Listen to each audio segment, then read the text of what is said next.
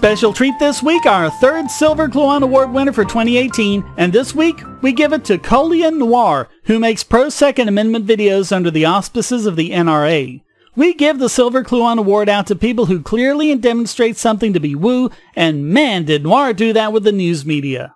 So he made this video called How to Stop the Media from Inspiring Killers, and in it, he points out that a lot of mass shooters are inspired by the news stories about it and see it as a grab for glory and immortality, and says, "And no entity on the planet does a better job, whether directly or indirectly, of glorifying these killers, and thereby providing the inspiration for the next one, than our mainstream media." So what's his solution?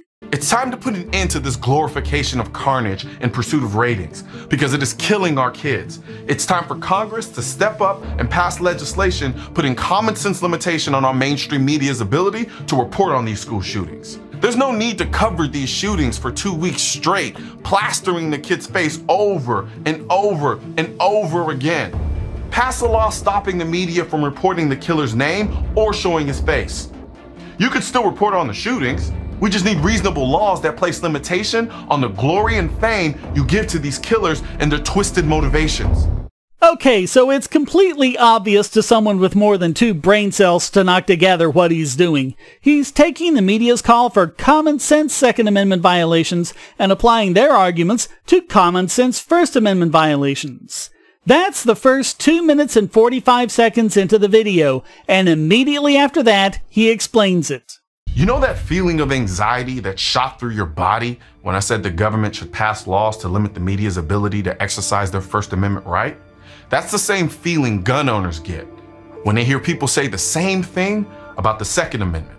Hearing me advocate for the government's ability to limit anyone's First Amendment rights, including the media, should anger all of you watching this video. The same way it should anger you when anyone tries to use the same limitations on the Second Amendment. And he even makes it explicit. I vehemently disagree with the government infringing on the media's First Amendment rights the same way I don't believe the government should infringe on anyone's Second Amendment rights. The solution to the problem we all want to solve will only come with a firm commitment to all of our rights, not just the ones you think are important. So how did the media respond? They only listened to that first part and then pitched a snitbit. Investigative journalist Lindsay Beierstein tweeted, "The NRA wants to censor coverage of school shootings." Hey, remember when investigative journalists actually did investigative journalism? Or Greg Keene, quote, "That feel when America's self-styled oldest civil rights organization says F the Second Amendment and your school-age kids."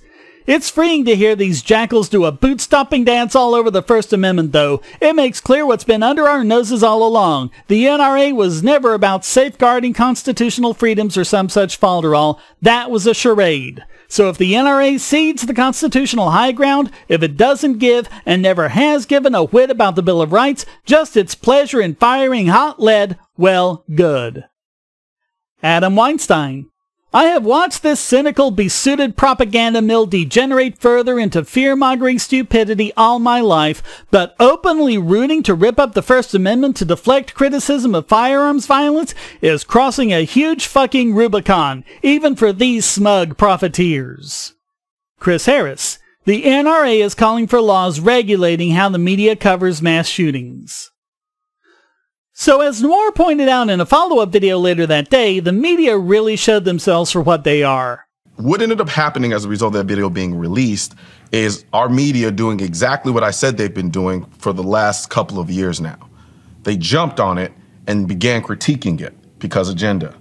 And what they did was take the first part of the video and reported only on the first part of the video, which demonstrated clearly that they didn't watch the video in full. Think about that for a second. This is the same media that is responsible for disseminating information to us. This is the same type of information that we base our opinions on, that we make decisions on, very important decisions. And they can't be bothered to watch a 4-minute video before writing an entire article about it. You don't even have to take 4 minutes to watch it. Set the speed to 1.5 and watch it in under 3.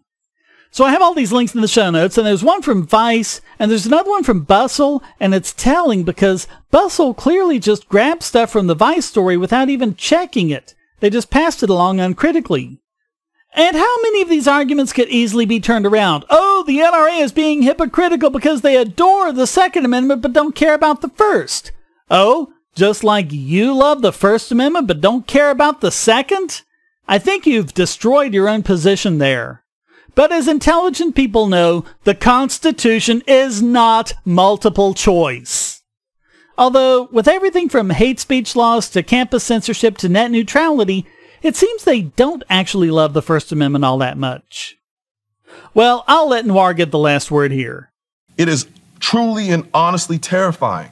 Because if we can't depend on our major medias to give us the information that we need to make the decisions that we need to make throughout life, who can we depend on? Right on, Noir. Enjoy your shiny new silver Colion, and hey, maybe there's an AR-15 attachment for it.